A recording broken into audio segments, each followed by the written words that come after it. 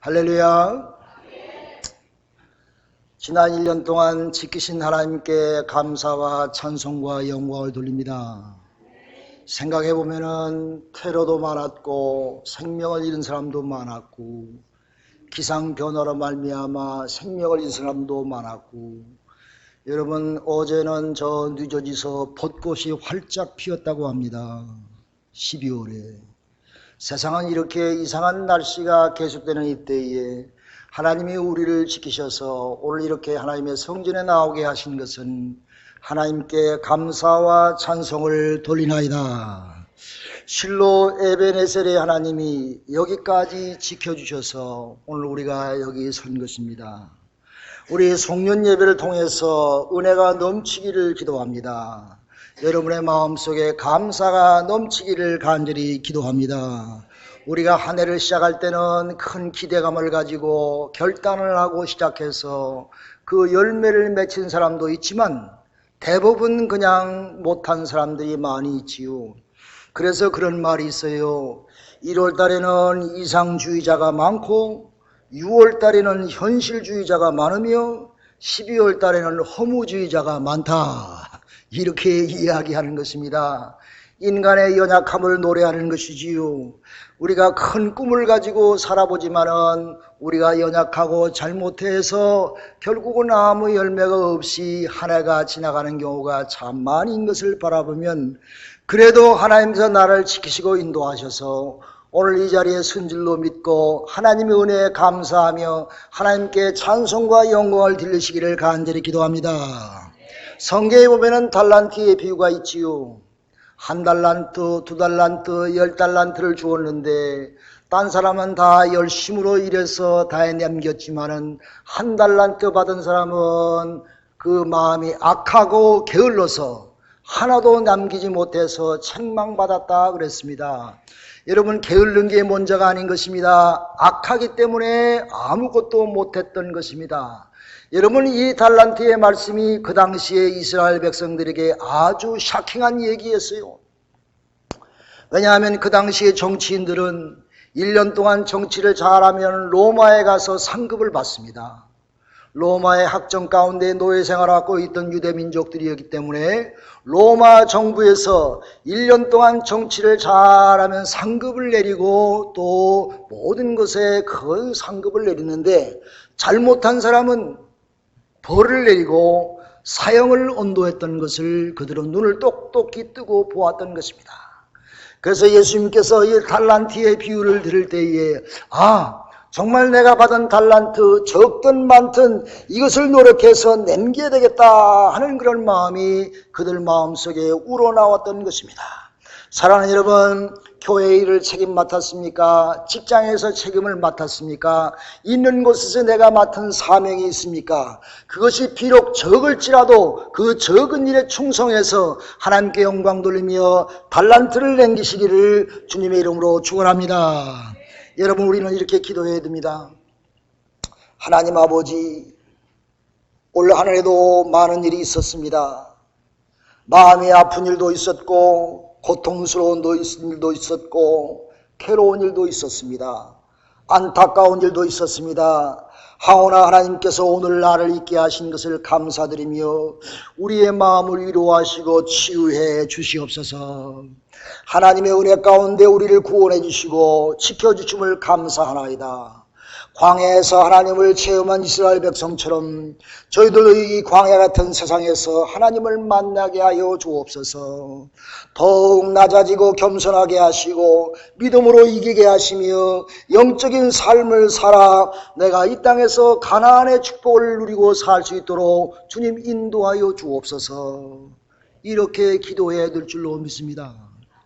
여러분, 그림 가운데 훌륭한 그림이 많이 있지만은 저는 이 그림을 참 좋아합니다. 큰 풍랑 가운데서 흔들리는 배의 키를 잡고 있는 사람이 있는데 그 등 뒤에서 그를 살며시 안으시고 그와 함께 배의 키를 같이 잡고 계신 예수 그리스도를 그린 그림이 있습니다. 예수님의 얼굴은 평안이 넘쳐 있었고 예수와 함께 키를 같이 잡고 있는 그 운전하는 선장도 얼굴에 평안과 기쁨이 넘쳐서 험난한 풍랑 가운데서도 그 조그만 배를 잘 인도하는 그런 아름다운 그림이 오늘 우리의 심정이 되기를 간절히 바랍니다. 풍랑 같은 이 세상, 환난 같은 세상, 교회 생활은 산 넘어 산이지요. 이 세상 생활도 산 넘어 산이지요. 이런 풍랑이 우리에게 늘 닥쳐오는데 주님께서 여러분과 함께 길을 잡고 계셔서 여러분의 목적지를 향하여 하늘나라를 향하여 끝까지 매진하며 충성하는 여러분과 제가 되기를 간절히 기도합니다. 주 뜻대로 부르심을 입은 자들에게는 모든 것이 합력해서 선을 이룬다고 그랬어요. 어려운 일, 나쁜 일, 어떤 일을 다 당했을지라도 그것을 다 한 묶음 묶어서 하나님은 나에게 복이 되게 하신다 하셨습니다. 그런즉 우리는 너희는 먹든지 마시든지 무엇을 하든지 하나님의 영광을 위하여 하라고 저 뒤에 성경 말씀을 제가 적어 놓았지요. 사랑하는 여러분 마음속에 연말을 맞이해서 그 어떤 마음보다 은혜를 받은 하나님의 은혜 가운데서 감사하는 마음이 넘쳐나시기를 주님의 이름으로 축원합니다. 오늘 본문의 말씀도 그러지 않습니까? 너희는 감사하는 말을 하라. 감사하는 말을 하라. 아멘 합시다. 할렐루야. 할렐루야. 감사하는 말을 하라. 성경은 우리에게 지시하고 있습니다. 너희는 행여나 어리석은 말이나 남을 희롱하는 말이나 하는 말을 하지 말고 너희는 오직 성도로서 감사하는 말을 하라. 또 말씀하시기를 너희는 범사에 감사하라. 이는 그리스도 예수 안에서 너희를 향하신 하나님의 뜻이니라 그랬습니다. 여러분 범사라는 게 뭡니까? 좋은 일이 있을 때만 감사하는 게 아닌 것입니다. 범사에 어떤 일이 있을지라도 나쁜 일, 좋은 일, 억울한 일, 마음 아픈 일, 괴로운 일이 있을지라도 범사에 하나님 앞에 감사하라. 그리하면 하나님의 은혜와 축복이 넘치게 된다 하셨사오니 베델의 성도들이여 감사해서 하나님의 축복을 소유하시기를 주님의 이름으로 축원합니다. 그런데 우리 얼굴 모양이 다르시듯이 감사의 표현도 다르지요. 믿음이 큰 사람은 감사도 크게 됩니다. 믿음이 적은 사람은 이것저것 따져가지고 감사도 자꾸 줄어들어요. 결국 크고 위대한 완전한 감사를 드리기 위해서는 내가 육체에 속한 죄성을 다 버리고 십자가의 사랑으로 녹아질 때에 주님께서 이루는 감사가 넘치게 될 줄로 믿습니다. 사랑하는 여러분, 밥 먹으면 설거지해야지요. 그래야 또 그릇을 쓸 수 있지 않습니까? 여러분 그릇만 깨끗게 하지 말고 여러분의 마음도 깨끗게 하시기를 간절히 기도합니다. 설거지를 해야 밥을 먹는 것처럼 우리가 하루 동안 살다 보면 마음이 때가 되게 있어요. 우리의 생활 속의 죄성으로 인하여 내 마음에 때가 묻고 하나님의 은혜 가운데 살 수가 없는 것입니다. 하나님이 다시 그 더러운 마음을 가진 사람을 쓸 수가 없어요. 사랑하는 여러분, 연말을 맞이해서 내년 새해 하나님 앞에 귀한 축복과 은혜와 쓰임을 받기 위해서 여러분의 마음을 깨끗이 청소하시기를 주님의 이름으로 기도합니다. 할렐루야. 여러분 우리가 예배서 5장 2절 말씀이니까 그렇게 말씀했잖아요. 그리스도께서 십자가에 너희를 사랑하신 것 같이 너희도 사랑 가운데 행하라. 그는 우리를 위하여 자신을 버리사 향기로운 제물과 생축으로 하나님께 드렸느니라 그랬습니다. 이 말씀대로 우리가 감사하기 위해서는 하나님께 우리가 제물로 드리기 위해서는 자신을 버려야 돼요. 예수님도 자신을 버리사 향기로운 제물로 하나님께 드렸다고 그랬습니다. 그러므로 우리는 하나님 앞에 진정한 감사의 은혜의 생활이 있기 위해서는 나를 버리는 믿음이 있어야 됩니다. 나를 초계와 같이 버려야 되는 겁니다. 나를 버리는 마음이 있을 때에 그 내 자신이 향기로운 예물이 되어서 아벨과 가인이 같은 제사를 드렸지요. 그러나 가인의 제사는 하나님이 받지 아니하시고 아벨의 제사는 받으셨습니다. 사랑하는 여러분, 우리가 다 제사를 드리지요. 예배를 드리지요. 여러분이 드려지는 예배가 하나님께 연락되어지는 예배가 되기를 간절히 기도합니다. 내가 예배가 연락되어지기 위해서 나는 어떤 마음의 자세를 가져야 됩니까? 적어도 예배 시작하기 전에 5분 전에는 나와서 앉아 있어야 되겠지. 왔다리 갔다리 하지 말고 정성을 다하여 몸을 다하여 마음을 다하여 하나님께 신령과 진정으로 예배드릴 때에 이 말씀은 여러분을 위한 말씀이에요. 나를 위한 말씀이 아니라 하나님께 연락되어지는 예배를 여러분 늘 들으시기를 주님 앞에 축원합니다. 이것이 하나님께서 연락하신단 말이에요.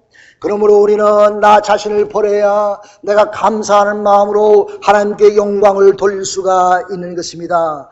오늘 본문이니까 너는 탐욕의 마음, 모든 희롱의 말, 어리석은 말, 헛된 말을 다 버리고 너는 그것들을 부르지도 말라. 너는 오직 감사하는 말을 하라 하고 하나님께서는 우리에게 말씀해 주고 있습니다. 여러분, 이상하게도요, 말하는 대로 되더라고. 감사하는 말을 자꾸 하면 감사한 일이 자꾸 생깁니다. 할렐루야. 여러분, 한국의 석학 이효령 씨를 모르는 사람이 없지요. 이효령 씨가 자기 딸 때문에 나이 많이 들어서 예수 믿고 구원받았어요. 그가 이런 말을 했어요. 감사하는 말은, 감사하는 행위는 벽에다 던지는 공처럼 언제나 자신에게 그대로 돌아온다 그랬습니다. 내가 감사하는 말을 하면 감사한 말이 도와오는 말이지요. 내가 축복의 말, 칭찬의 말을 하면 축복의 말, 칭찬의 말이 나에게 돌아온다는 말이지요. 반대로 내가 불평하는 말이나 비판의 말이나 욕의 말과 학대의 말을 할 때는 그것이 자신에게 쏠릴 수밖에 없다고 하는 말인 것입니다. 그러므로 우리는 이효령 씨의 말처럼 연말연시를 맞이해서 하나님께 감사하며 찬송과 영광을 돌려서 여러분의 삶에 감사의 축복의 열매가 충만히 맺히시기를 주님의 이름으로 축원합니다. 여러분, 실존주의 철학자 킬케골이라는 사람이 이런 얘기했어요. 인간에게는 세 가지 차원의 삶이 있다. 첫째는 향락 위주의 삶을 사는 사람이 있다. 세상의 재미만을 위해서 사는 사람이 있다. 그러나 그에게는 육신의 병이 찾아오며 영적인 병이 찾아와서 병든 신앙을 가지고 살 수밖에 없다. 두 번째는 도덕적인 의무적인 차원의 삶이 있다. 이 사람은 법에 얽매인 사람이며 법이요라고 주장하면서 비판하는 데 앞장서는 사람이다.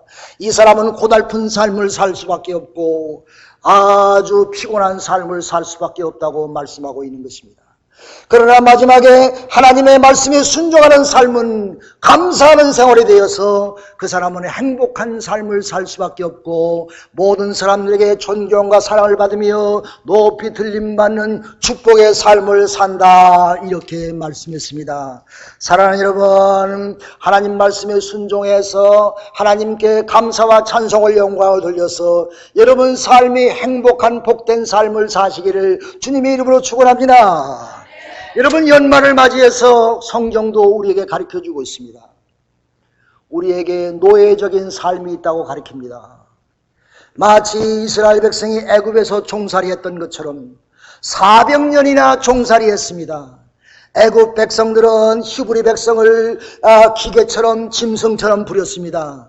그들은 주인에게 철저히 종속되어 있었고 감시와 압박 속에서 살았습니다. 주인의 지시에 의해서 명령대로 살았습니다.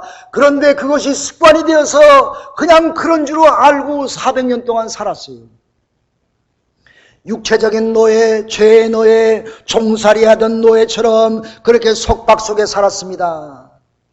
인간은 환경에 길들여지는 동물인 것입니다. 노예 생활에, 죄의 생활에 익숙해지면 그것이 사는 길인 양 살아가게 되는 것입니다. 여러분, 한 달에 한 번은 도박장 가야 속이 풀리는 사람이 있지요. 한 달에 한 번은 술 먹고 한 번 때려 부셔야 속이 풀리는 사람이 있어요. 그래야 가는 그런 습관적인 사람이 있는 것입니다. 우리가 믿음의 눈으로 보면 우리 중에서도 노예적인 죄적인 삶이 있습니까? 이런 사람들은 아직도 하나님의 자녀가 되지 못하고 종의 신분으로 사는 것입니다. 그들에게는 신앙도 하나의 액세서리가 되며 무거운 짐이 되며 억지로 하며 하나님의 징계가 무서워서 코에 껴가지고 믿음 생활을 하게 되는 것입니다. 사랑하는 여러분, 노예적인 세상을 삶을 포기하고 주님의 은혜 가운데 사는 여러분과 제가 되기를 간절히 기도합니다. 새 사람 되십시다. 새 사람 되십시다. 이제 새해가 우리 앞에 오는데 새 사람 되십시다. 여러분은 아직도 내가 광야 같은 생활을 합니까? 광야에서 방황하는 삶을 삽니까? 이스라엘 백성이 모세의 인도를 받아서 애굽 종살이에서 해방되어서 광야에 40년을 살게 되었습니다. 며칠이면 갈 수 있는 가나안 땅에 들어가지 못했어요. 12명의 정탐꾼이 있었는데 10명은 부정적인 이야기를 하고 여호수아와 갈렙 두 사람만 긍정적인 이야기를 했습니다. 부정적인 이야기를 한 10명은 다 광야에서 죽어버렸어요. 오직 믿음으로 여호수아와 갈렙과 제2세들만이 가나안 땅에 들어가게 됐던 것입니다. 사랑하는 여러분, 이스라엘 백성은 하나님의 능력을 보았습니다. 애굽에 살면서 10가지 재앙도 체험했습니다. 장자를 치는 하나님의 무서움도 보았습니다. 그들은 양의 피를 문설주에 발라서 그 이스라엘 백성은 한 사람도 죽은 사람이 없지만은 애굽의 백성들은 장자들은 다 넘어갔으며 가축의 첫 것들도 다 넘어가는 그런 집집마다 초상이 나지 않은 집이 없을 정도로 이런 무서움도 그들은 경험했던 것입니다. 기적도 체험했습니다. 홍해도 믿음으로 건넜습니다. 그러나 그들이 광야에서 살면서 어려움이 닥칠 때에 하나님이 그들에게 베풀어 주신 모든 은혜와 기적을 잊어버리고 불평과 불만 속에서 음식이 없네, 고기가 먹고 싶네, 물이 없네, 모세에 향해서 돌을 들어서 모세를 배척하고 모세를 돌로 쳐 죽이려고 했습니다. 이것이 광야의 생활이었던 것입니다. 아무리 많은 하나님의 기적을 보았을지라도, 아무리 많은 하나님의 사랑을 체험했을지라도 그들은 아직도 광야 생활을 하기 때문에 방황하는 그런 삶을 살 수밖에 없는 그런 부정적인 불평적인 믿음 생활이 그들의 삶이었던 것입니다. 재미있는 얘기가 있어요. 어느 도시의 성면 곁에 지혜로운 소문난 좋은 노인이 한 사람 살고 있었습니다. 어느 날 외지에서 찾아온 청년이 그에게 묻습니다.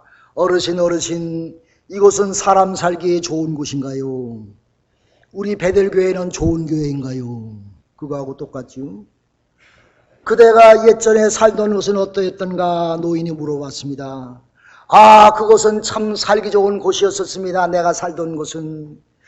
그런가? 그러면 자네가 여기도 살던 좋은 곳이니 정말 살기 좋은 곳이라네. 이곳으로 이사오게. 보시다시피 경치도 좋고 사람들도 서로 사랑하고 상부상조하며 피차의 위로를 베풀고 감사하며 살지. 위로는 하나님을 섬기며 부모님께 효도하고 형제끼리 우애하며 또 아랫사람 윗사람을 바로 섬기며 선이 인도는 그런 사랑이 많은 곳이네. 여기로 이사오게. 그 청년이 얼마 있다가 이사 왔겠지요. 며칠이 지나서 또 한 사람이 그 성에 도착하여 역시 그 노인장을 만났습니다. 노인장, 이 도시는 사람이 살기에 좋은 곳입니까? 이 베델교회는 좋은 곳입니까? 당신이 살고 있던 곳은 어떤 곳인가? 말도 마세요. 그곳은 인심 산악기로 유명한 곳이며 도둑놈, 사기꾼, 싸우는 사람, 강도가 득실들였고 살 곳이 못돼서 이리저리 떠돌다가 여기까지 왔습니다. 그래서 나도 좀 이제 어디 좋은 데서 살까? 좋은 교회가 어디 있을까? 이렇게 방황하고 있습니다. 젊은이, 이것도 당신이 예전에 살던 곳과 똑같은 곳이라네. 이것도 강도도 많고 싸우는 사람도 많고 살인사건도 많은 것이니 사람 살 곳이 못 되네. 이렇게 대답했어요. 그 젊은이가 이사 왔겠어요? 옆에서 그 노인의 모습을 본 어떤 사람이 노인에게 묻습니다. 노인 어르신, 어찌하여 이곳을 한 사람에게는 천국 같다고 말씀하시고 한 사람에게는 지옥 같다고 말씀하십니까? 여보게 세상에는 지옥과 천국이 따로 있는 것이 아닐세. 다만 그 사람이 자기 눈으로 어떻게 보느냐에 따라서 그곳이 천국이 되고 내가 그곳을 천국으로 만들기도 하고 지옥이 되기도 하고 내가 지옥으로 만들기도 하지. 며칠 전에 청년은 긍정적인 안목을 신었기 때문에 이것이 좋다고 내가 대답했지만은 조금 더 딴 사람에게는 부정적인 안목을 가지고 있는 사람이었기에 이 도시의 부정적인 면을 크게 부각시켜서 그에게 말하는 걸 부실래. 사랑하는 여러분, 한국에서 소경된 사람이 미국에 가면 광명천지를 볼 수가 있습니까? 미국과도 마찬가지로 소경이지. 어디를 가든 그것은 깜깜한 세상을 볼 수밖에 없는 것입니다. 베델교회에서 소경이란 사람은 딴 데 가도 소경인 것입니다. 베델교회에서 광명천지를 만나고 믿음 생활을 하는 사람은 딴 곳에 가도 광명천지를 가지고 믿음 생활하는 것입니다. 사랑하는 여러분, 그러므로 오늘 지옥 같은 삶을 사는 사람은 내일도 모레도 영원히 지옥의 삶을 살 수밖에 없는 것입니다. 현재 있는 곳에서 비판적이고 부정적인 안목으로 살면 어딜 가나 그 사람은 똑같은 말과 자세로 살 수밖에 없는 것입니다. 그 사람이 직장을 가든 사회를 가든 교회를 가든 어디든지 그 사람과 함께는 늘 싸움이 계속되는 것입니다. 사랑하는 여러분, 마음속에 예수님이 오신 바울은 억울하게 감옥 생활을 하고 있었습니다.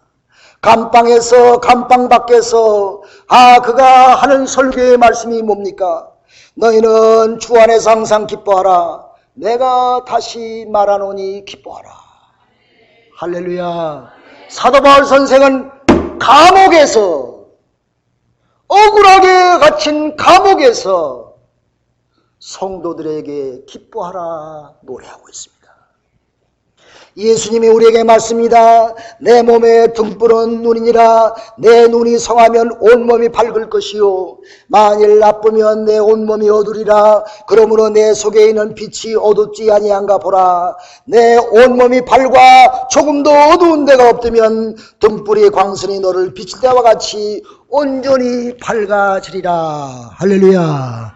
사랑하는 여러분, 우리 베델의 성도들은 다 가나안 땅의 복된 삶을 사시기를 주님의 이름으로 축원합니다.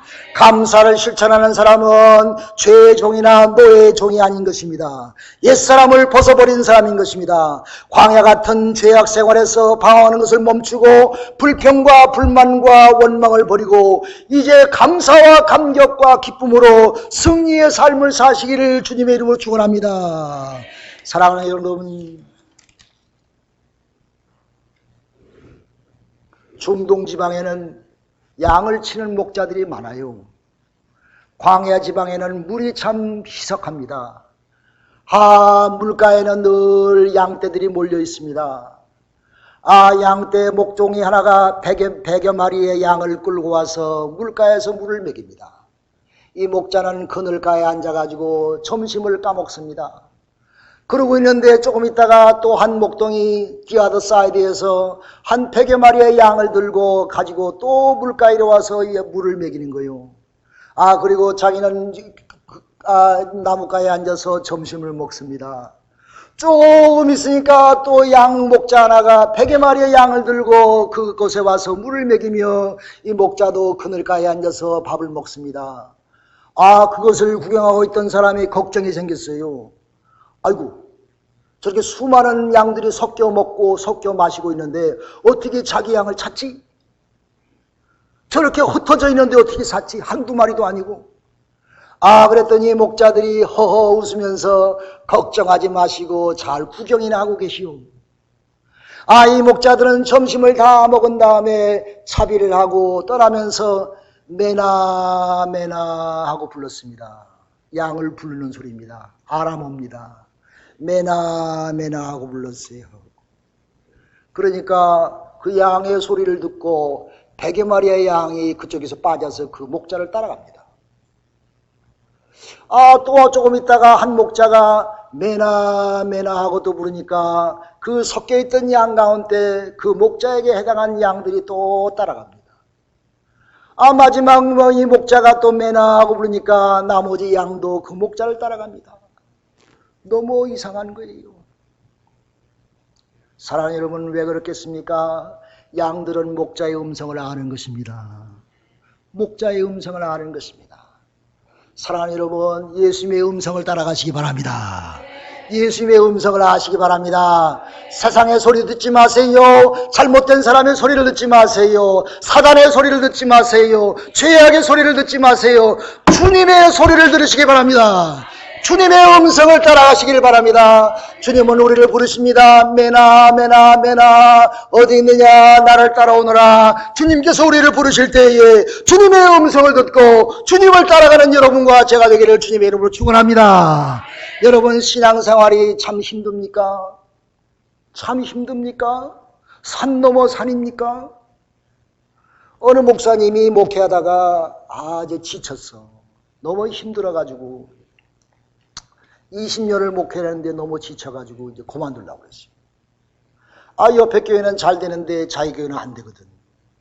그리고 한 번은 꿈을 꿨더니 자기가 꿈속에서 화강암 위에 올라가지고 꽃갱이질을 하는데 화강암 암이 그 바위가 꿈쩍도 안 하는 거야. 아무리 땀을 빌고 열심히 꽃갱이질을 해도 그 바위는 꿈쩍도 안 하는 겁니다. 그런 꿈을 꾸고 이제 내가 이제 목회를 그만둬야지. 이제 뭐 헛되고 헛된 것 같고 아무 열매도 없는 것 같고 그만둬야지. 그러면서 있을 때에 그 옆에 있는 노인 하나가 조용히 그 사실을 알고 이 목회자에게 찾아와서 얘기합니다. 이 목사님이요, 바위가 갈라지든 아니 갈라지든지 그것이 무슨 상관입니까? 자네의 의미는 꽃갱이로 이 바위를 찍어대는 것이고 그 결과는 다른 사람의 손에 달려있는 것일세. 자네가 그만두면 아니 되나. 그 말을 들은 목사는 다음 마음을 다시 가다듬고 그 바위 위에 올라가서 다시 찍기 시작했습니다. 땀을 흘리면서 바위를 내리치기 했습니다. 나는 이렇게 바위 위에서 곡괭이질을 하는 것이 내 의무구나. 뭐 결과는 어떻든지 간에 하나님께 맡기고 일을 해야지. 단단했던 화감이 어느덧 4-5 조각으로 조각이 났습니다. 할렐루야. 어느 시점에 오니까 그 결과는 하나님이 은혜서 하나님께서 다 이루신다고 하는 말씀 아닙니까? 사랑하는 여러분, 여러분의 믿음 생활이 그렇습니까? 뭐 헛된 믿음 생활 같습니까? 허무한 믿음 생활 같습니까? 하나님이 책임져 줄 줄 믿고 열심으로 충성하고 봉사하시길 바랍니다. 열심으로 곡괭이지기를 하시기를 간절히 바랍니다. 너희는 이 세대를 본받지 말고 오직 마음을 새롭게 하고 변화를 받아서 하나님의 선하시고 기뻐하시고 온전한 뜻이 무엇인지 분별하도록 하라. 우리가 알거니와 우리 옛사람은 예수와 함께 십자가에 못 박혀버리고 죄의 몸을 다 벗어버리고 종노릇함을 벗어버리고 이제 그리스도와 함께 죽어 그리스도와 함께 다시 부활하라. 사랑하는 여러분, 새해를 맞이하기 전에 여러분 진정한 감사가 있기를 주님 이름으로 축원합니다. 여러분 삶의 새로운 각오와 새로운 마음과 여러분 마음의 그릇을 깨끗이 닦아서 새로운 하나님의 말씀 가운데서 소망을 가지며 하나님께 영광 돌리며 새 출발하는 귀한 여러분의 귀한 삶이 있어서 우리 베델의 성도들이 다 가나안 땅에 젖과 꿀이 흐르는 땅에서 영생 복락을 누리시기를 주님의 이름으로 축원합니다. 할렐루야. 기도합시다.